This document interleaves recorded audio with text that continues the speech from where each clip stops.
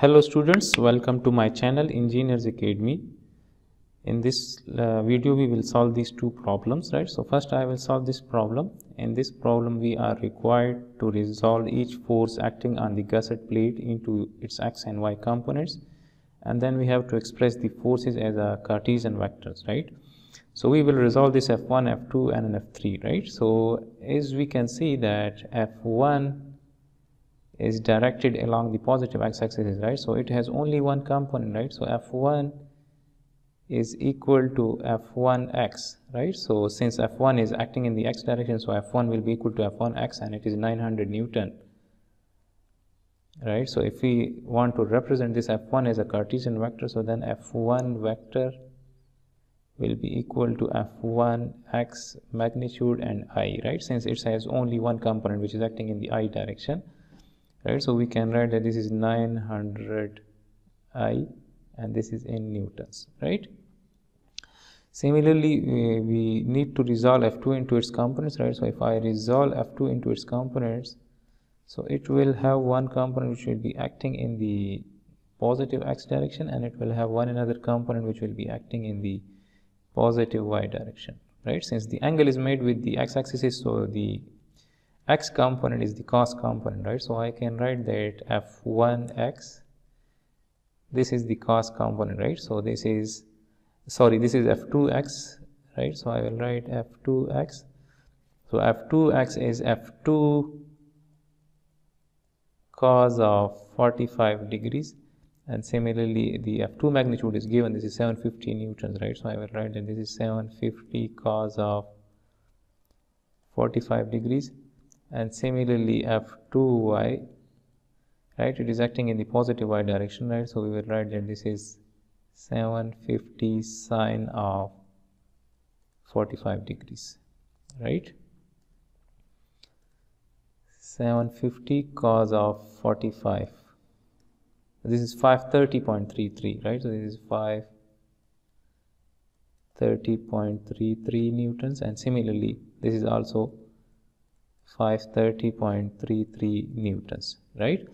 And similarly, as we can see that the F3 magnitude is 650 Newton, and its angle with the horizontal with the x-axis is given in the form of this triangle, right? So as we can see, if I draw that triangle, so we have this triangle, the base of this triangle is 4, the perpendicular is 3, and the hypotenuse is 5, right?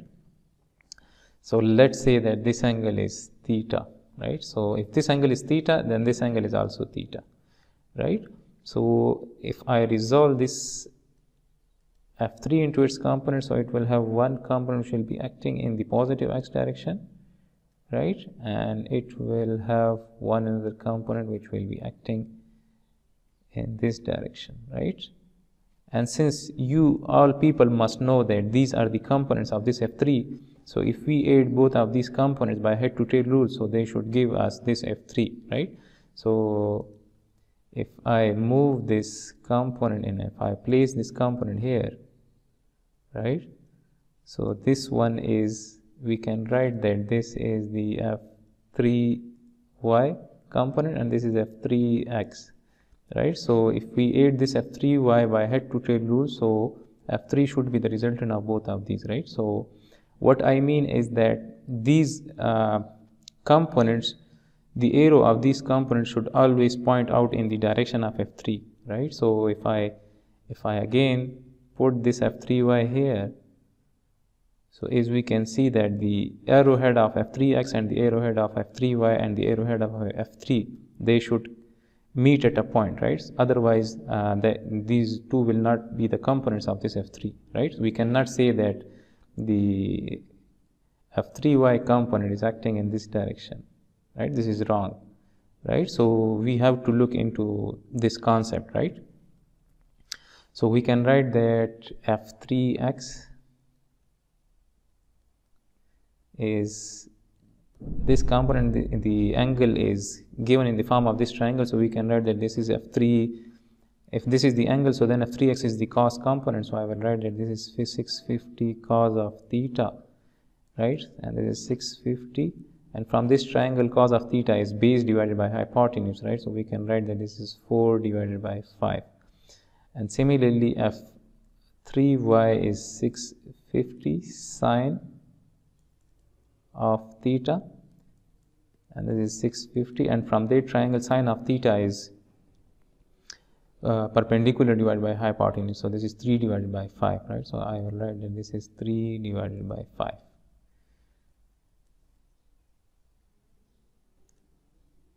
So 650 into 4 divided by 5, this is 520, right? And this one is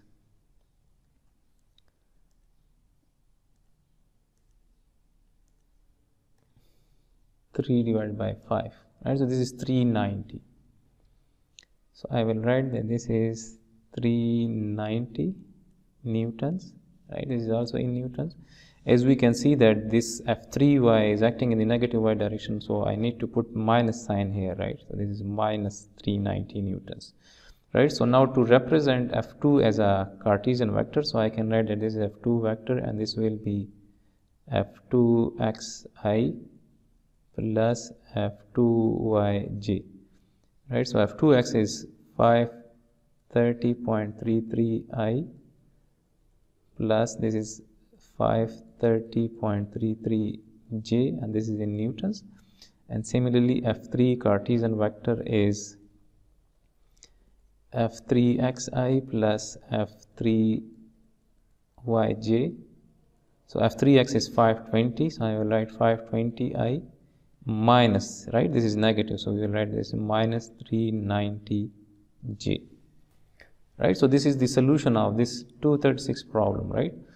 So now in 237 we are required to determine the magnitude of the resultant of these three forces, right, and its direction. We are required to find the direction of that resultant as well, right, and that angle need to be measured counterclockwise from the positive x-axis, right? So now if you want to find the resultant, then the resultant component of the resultant in the x direction is Rx, so that will be equal to the magnitude of our Rx will be equal to the summation of all the components in the x direction, right? So this will be F1x plus F2x plus F3x, right? So we can write that F1x is 900, right, from here. F2x is 530.33,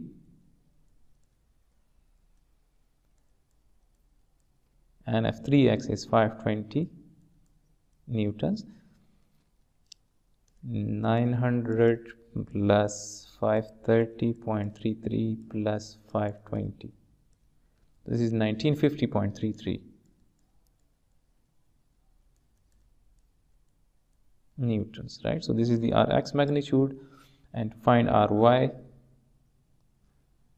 So Ry will be equal to the summation of all components in the y direction, so this will be F1y plus F2y plus F3y, right? So since F1 is only acting in the x direction, so F1y is 0, right? So this is 0, so we will write that is 0 plus F2y, this is F2y, this is 530.33, and plus F3y, which is negative, this is minus, we will write that this is minus 390.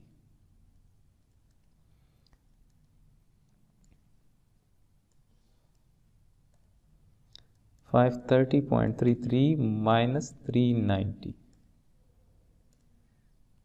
This is 140.33. 140.33 newtons.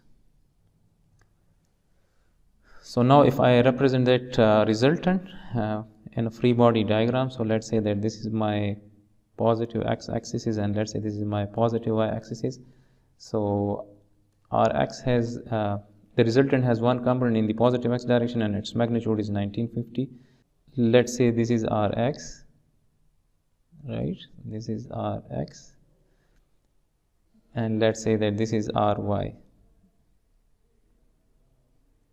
Right, so the resultant will be from the tail of Rx to the head of Ry, right? So this is Ry, and this is the resultant. So we have to find this angle measured counterclockwise from the positive x-axis, right? So we can apply tan theta to this triangle, right? So I can write that tan theta is equal to Ry divided by Rx, and similarly we can write that theta is tan inverse Ry divided by Rx. Ry magnitude is this 140.33 divided by 1950.33. This is tan inverse 140.33 divided by 1950.33. So this angle is 4.11, right? So we can write that this is 4.11 degrees, right? So, and here we are also required to find the magnitude of the resultant. So if we use this triangle, so we can find the resultant magnitude by using the Pythagoras theorem. So the resultant magnitude will be equal to Rx square plus Ry square, and we have to take the square root, right? So again, Rx magnitude is known. So Rx is 1950.33 and Ry is this thing 140.33. So the resultant magnitude is 1955.37, right? So I will write 1955.37 newtons, right? So this is the resultant magnitude, and this is the angle of the resultant, which is measured in the counterclockwise direction from the positive x-axis. This is the direction of this angle, right? So this is the solution of these two problems.